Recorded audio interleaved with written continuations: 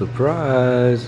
Hopefully we're gonna get this running in the next 4 or 5 hours. Get it running, maybe 6 hours. But we replaced a bunch of little miscellaneous things. The only thing I cannot figure out is if these vacuum hoses on these two to this weird little thing from like the pictures I had taken and from everything looks correct. I've like replaced everything that was beat up that looked like, you know, cracked like this one is right here with new vacuum lines. They don't hold, like all these are new HPS silicone hose, every vacuum line is, so should be good to go, but there could be one or so vacuum hoses off because for some reason Toyota doesn't believe in, okay, two things.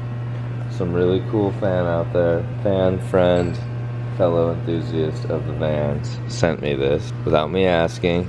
He's just a cool dude and knew I would need it as I did this, and I've been using it. One thing, it doesn't have the vacuum line diagrams. It's just like Toyota decided you are on your own with vacuum line diagrams. So you can go through like the different systems like EVAP system and EFI system and sometimes find a couple of the vacuum lines, but you just can't find all of them. We ran into the same issue with this guy with these books from Toyota. They just don't want to give you all the details. The internet does not have anything on a 3Y. They have stuff on a 2J, but I like kind of just figure out the 2J stuff. 3Ys, I'm gonna look again, but I've been looking already on the internet, can't find like much of anything. And then lots of the stuff for 3Y that comes up, it's forklift stuff, because 3Ys are in forklifts, so.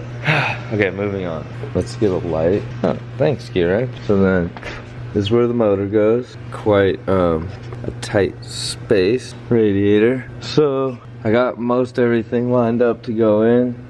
This is the front subframe, has to come out. This is not even on the lift. Look at the other arm. So the front of the car is on triangle stands. We're safe, kinda, I guess. For right now, that's how it's set up. In the book, it was, we just came up with this idea on our own.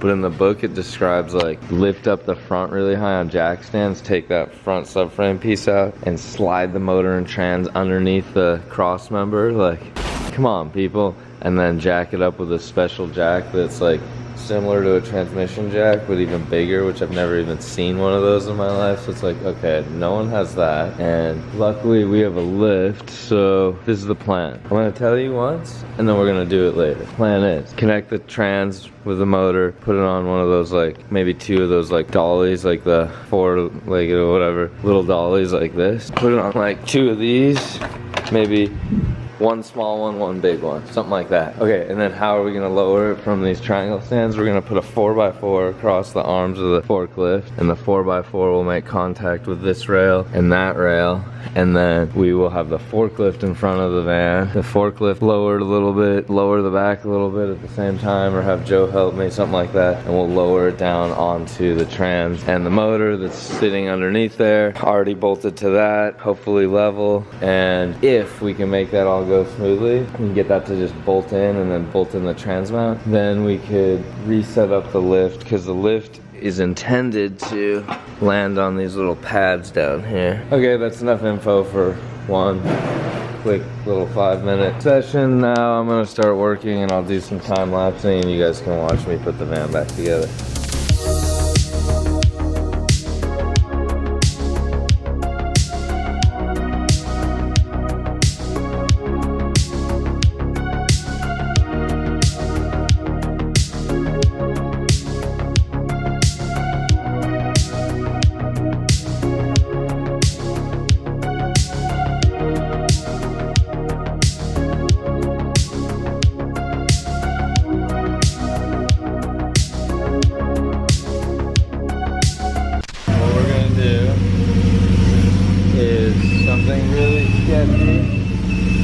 But there's no other way to really do this. So the forklift is going to hold the front of the van up, and then I'm going to remove those triangles. These triangle stands are holding the front of the van up right now. because the mounting point is right here for the lift, and that has to be with the motor. Like, you can't get the motor out when that's still in there. So what we got to do, and this is a really weird trans mount. Look at this. It mounts upside down, maybe because there's no like spot for, I don't know, I would have to have this big drooping trans mount. So that's pretty smart, kind of weird though. Anyway, so what we're gonna do is lift the front of the van up with this, pull these out, and I guess like go down. Maybe Joe will help us, or I'll run back and forth and go down little bits at a time. And then as soon as we can get the lift reconnected, then I'll go like connect it all back with the arm and get the forklift out of the way, because it's dangerous as crap. All right, let's try and start doing this. I'll video from over here for you guys.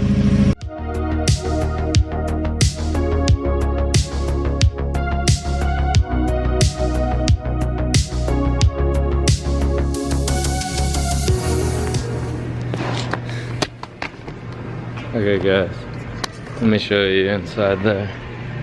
As we're getting closer, I gotta go slow, because I don't want to regret any of this. So that's how tight it is in this stupid freaking engine bay. We got about 1.25 feet to go, and it's tight quarters in here already. Most of these hoses can just move around, but some of them we don't want to like catch an edge and ruin it or whatever. I'm gonna keep going. If I can make this work without what I'm worried about is that I'm gonna have to jack up that little platform that I made for it to sit on, because we won't have enough. Like, the tires of the van will hit the ground and not let us go deep enough, but we'll see.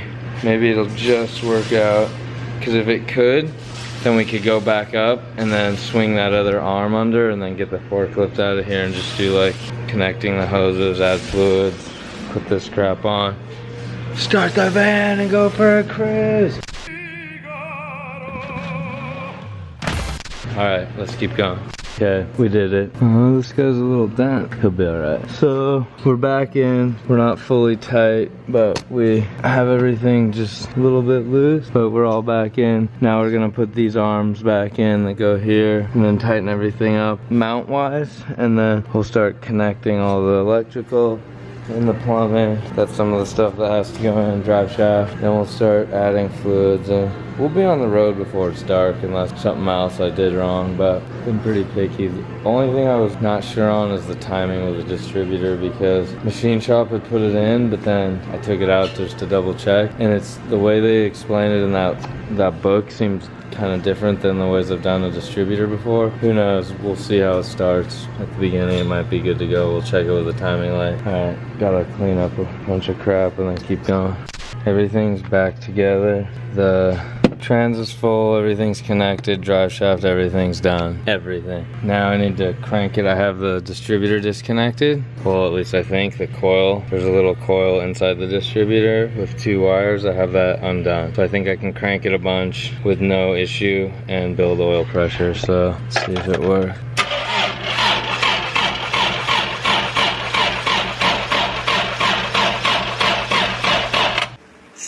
Sounds like a dead battery, even though I had it on the charger all day. Come on. Let's get the cat out. The big cat. Big cat. And then I'm gonna put it on there and we'll try again.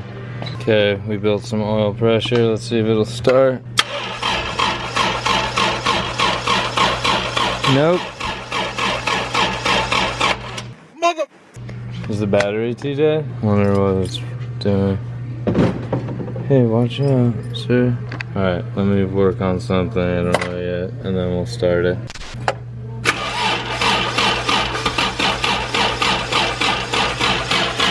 It just started and then died. Possibly it needs gas, I don't think so. Let's see.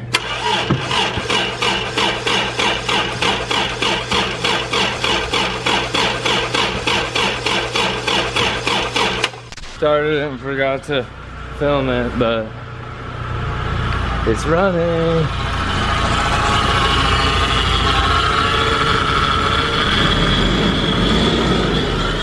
Woo! on some stuff. We'll be back. Burning off a little bit of smoke from, or burning off a little bit of oil, creating some smoke from, I think, my hands all over the exhaust parts and everything. So we had it idling for about 10 minutes now. Whoa, we're really low on fuel. Is that real? Huh. I think so, because everything else is working. Okay, so we have good coolant. We're just pretty much empty on fuel. Coolant temp is good. I set the timing to be at 20 degrees advanced at idle, like we needed to be. It was a little bit out from where I had the distributor. Had the timing light out. It's odd how you, like, this motor's just funny. But I guess everything worked. Everything I did worked. Didn't leak anything. I think I spilled like a lot of water, distilled water at the very beginning of what I was doing, so that you're gonna see water underneath there.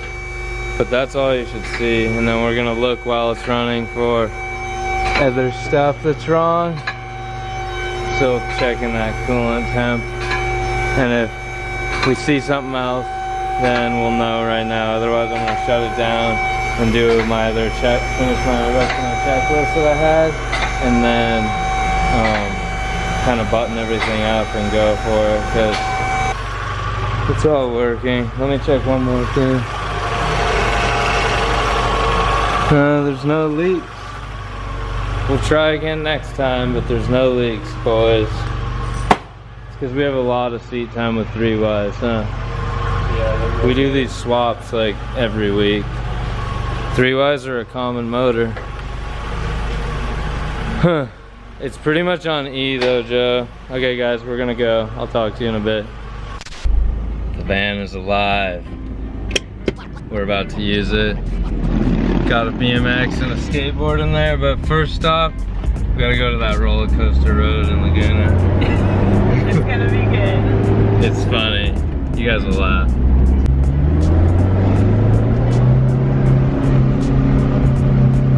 We can't upshift. Whoa. And now for the going up down.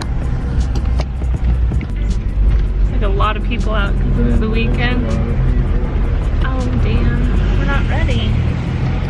See? It's gonna be scary. Okay. Oh.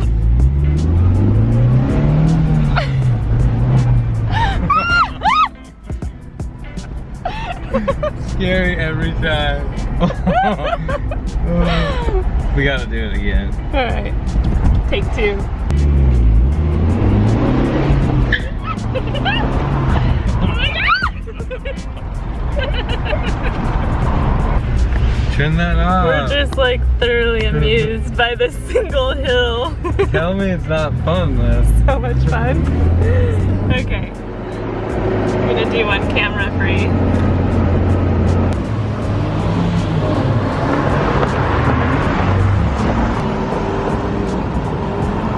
So the RAD van is back. It's cool doing like the full motor swap and kind of learning all that stuff that I did. Time consuming, but good to have the van back. And now we'll use it here and there because now there's 2 daily, so I don't know. Can't sell that van though, it's really cool. Don't forget to like and subscribe. See you guys next video.